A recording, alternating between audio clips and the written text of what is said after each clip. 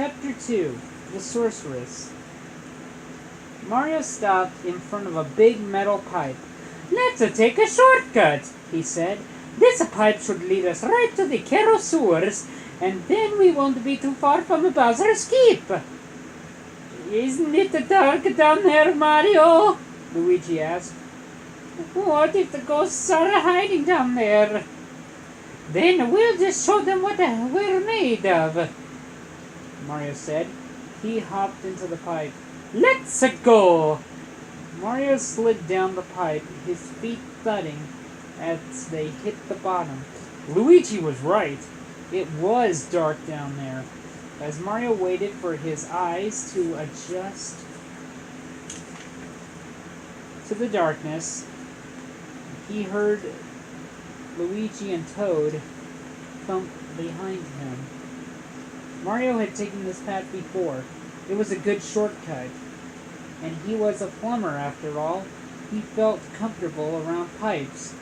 This one led to an underground passageway made out of bricks. The brick path was stretched out before them. There was nowhere to go but straight ahead. Mario quickly walked down the path. There was no time to waste. He didn't like the idea of Princess Peach being in Bowser's clutches, especially if what Toad said was true, and there were ghosts involved. Princess Peach was as sweet as the fruit she was made for. Under her rule, the Mushroom Kingdom was a happy place. If Bowser tried to hurt her... "Mario! Luigi! Stop!" Toad cried. "I hear something!" Mario slowed down. "Toad! I don't think there are any ghosts in this tunnel." But then a shuffling sound reached his ears. There was something up ahead, but Mario didn't think it was the ghosts. The shuffling sound came closer. Mario sighed. "Ah, I should have known," he said. 3 tiny creatures came toward them in the dark. They looked like brown mushrooms with black shoes and angry eyes. "Little Goombas," Mario said. "Can't you see we're in a hurry?" Luigi knew what to do. "Toad, hop on my back," he said quickly. Toad obeyed. "Sorry, little Goombas," he said as he jumped and stomped on them. Whoop, whoop, whoop. On the first one. He jumped again and stomped on the second one. Whoop. Behind him, Luigi stomped on the third little Goomba. Whoop. Mario glanced at the back-stunned little Goombas. "That was easy," he said. "Maybe, Mario," Luigi said. "But it looks like things are about to get harder." The friends came to a T in the tunnel. They could go either left or right. Luigi pointed left to the left tunnel as a small army of little Goombas raced toward them. "Run!" Mario yelled. Stomping on the 3 little Goombas was no problem. But defeating a whole army of them wouldn't be so easy. Mario zipped into the tunnel on the right, and Luigi followed with Toad still on his back. Mario ran as far and fast as he could, and then the tunnel came to a screeching halt. The tunnel was blocked by a brick wall. "What do we do now, Mario?" Luigi asked. "We kick!" Mario shouted. He jumped, spun around, and started kicking the wall in front of him. Toad jumped off Luigi's back and kicked the wall on the right. When the friends broke through, they found a small chamber with a glittering gold coin inside. "Nice," said Luigi as he grabbed the coin and stuffed it into his pocket. Mario grunted and started to break the next wall. The coin was a good find, but it wouldn't help them fight off the little Goombas. He could hear the sound of their tiny feet running closer.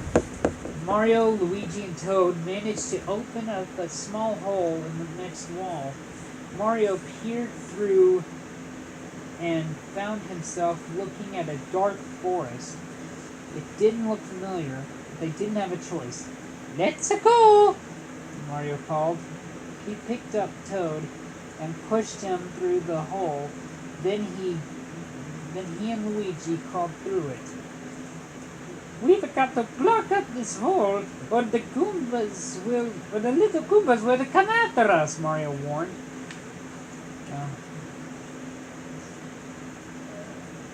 But when he turned around, the brick wall was no longer there. Mario blinked. They had just crawled through a brick tunnel, right?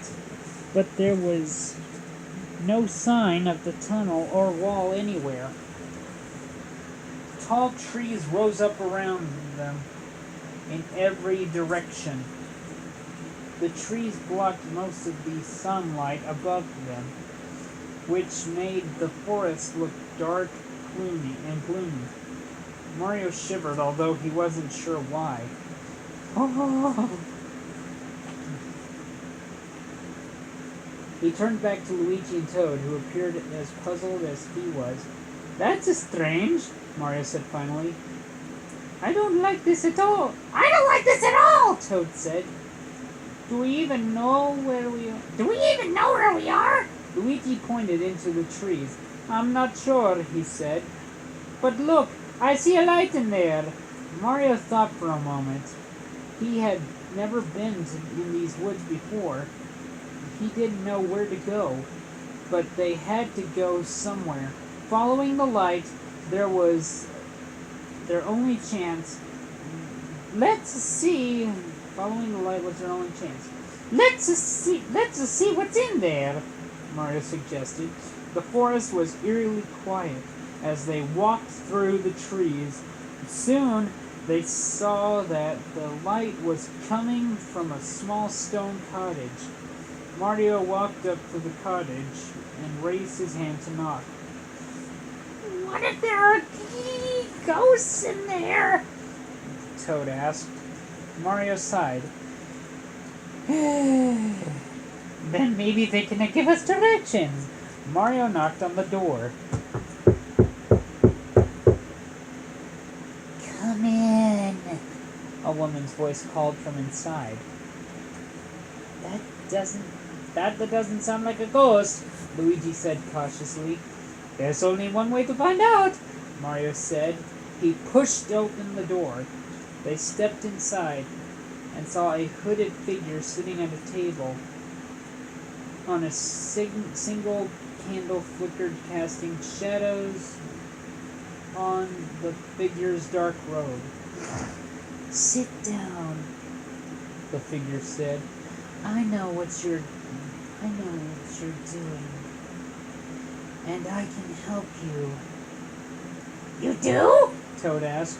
Mario sat down first. He could see the wrinkled face of an old woman under the robe. Luigi and Toad didn't want to sit, but Mario motioned for them to join him. "I can help you defeat the ghosts and save Princess Peach," said the old woman. "But my help will cost you." "But we have nothing for you," Mario said. Unless you maybe need help with your plumbing?" But Luigi reached into his pocket and pulled out the gold coin he found in the tunnel. "Oh, how about this?" he asked. "That will do," the old woman replied. She reached out with a bony hand and took the coin from Luigi. She placed the coin inside her robes and then looked down her hood to reveal two glittering green eyes. "I am Sybil, the sorceress," she said. "Not long ago, Bowser stumbled across my forest. He stole a book from me, the Book of Spells. He used it to conjure up an army of ghosts." I knew they were ghosts!" Toad cried. If they are ghosts, then how are we supposed to fight them?" Mario asked. There is only one way to defeat them, Sybil replied. She spread out a piece of brown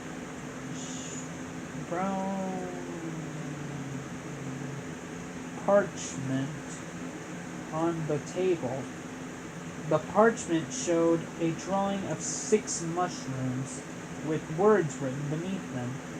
The ghosts can be defeated with a spell, Sybil continued. To perform the spell, you must first gather the 6 mushrooms from different locations in the Mushroom Kingdom. With the 6 mushrooms in hand, recite the words of the spell. The ghosts will be cast back into their realm. Luigi lifted his cap and scratched his head. How are we supposed to find the 6 mushrooms? You will find clues, Sybil said. She handed Mario the piece of flat wood, shaped like a mushroom. This is your first clue. It will lead you to the first mushroom. Then Sybil gave Mario a blue pouch with long straps. Use this to carry the mushrooms, she said. I don't know, Mario said. This all sounds very strange. Mushrooms? Spares? How do we know you're telling the truth? Sybil's green eyes narrowed. Watch, she said. The sorceress reached out toward the candle in the middle of the table. Her thin fingers waved at the candle. The candlelight suddenly swirled and grew brighter. Suddenly an image appeared in the flames. It was Bowser! A metal cage was hung from the ceiling above him, with Princess Peach trapped inside. 6 ghosts guarded her. The princess! Toad cried. The sorceress waved her fingers, and the image disappeared. I do not lie, she said. Find the mushrooms, and hurry, before it's too late. Thank you, ma'am, Luigi said, and he and Toad stood up. Mario started to follow them, but Sybil grabbed his arm. I have one more thing for you, she said. She placed a white envelope in his hand. Your task will not be easy, she said. Open this, but only if there is no hope left. Mario stared at the envelope for a second. Before putting it in his pouch, he slung the pouch over his shoulders. Thank you, Mario said. Then he turned and left the cabin. He was glad that they had found a way to save the princess, but the sorcerer's words haunted him. If there is no hope left, what did she mean? End of chapter.